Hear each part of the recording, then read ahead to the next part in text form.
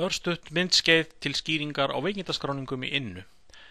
Flensborgarskólinn hefur nú tekið upp á því að opna fyrir að nemendur geti skráð veikindi sín í Innu.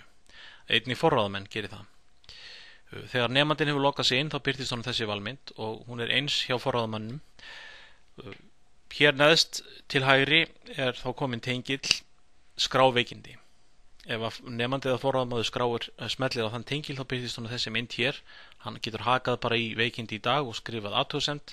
Það er ekki bráðnauðsynlegt að skrifa athugasemd. Hér er dæmi um þetta. Búið að haka í veikur í dag og skrifa kvefaður með hita og svo smelta á senda inn og þá hefur þessi tilkynning skilað sér til skólans. Við förum þannig með þessar tilkynningar að ef að nemandi skráir þetta sjálfur inn þá þarf hann annarkvort að skila inn vottorði frá forráðamanni veikindin. Við höfum sérstakt eyðublað til þess, það má finna það á heimasíðunni. Eða vottorði frá lækni ef menn vilja það. Og þegar að þessu hefur verið skilað þá eru veikindin staðfest. En ef að forráðamaður hins vegar skráir veikindi, forráðamenn nemendur undir 18 ára aldri hafa aðgangað Innu, ef að forráðamennir skrá veikindin inn í Innu, að þá teljum við að þá dugi það sem staðfesting á veikindunum og þau eru þá staðfest í kerfinu hjá okkur. Forföll þau eru sem sagt skráð inn í Innu þegar að veikindin hafi verið staðfest. Þá sendist líka tölvupóstur til nemenda og forráðamann það að veikindin hafi verið staðfest.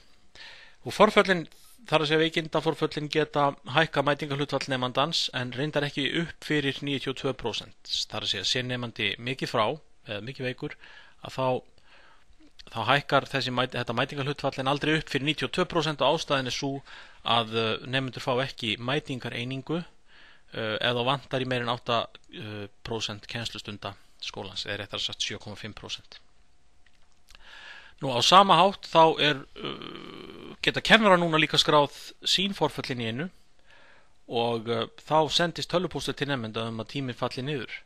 Þetta vonum við að virki vel fyrir nemendur, þar að segja þeir fái þá sent skeyti að kennarinn sé ekki að kenna og þetta geti sparað þeim mögulega eða jafnvel lengt fyrir þau svefninum klukkustundi eða svo ef það er til dæmis fyrsti tími sem fellur niður.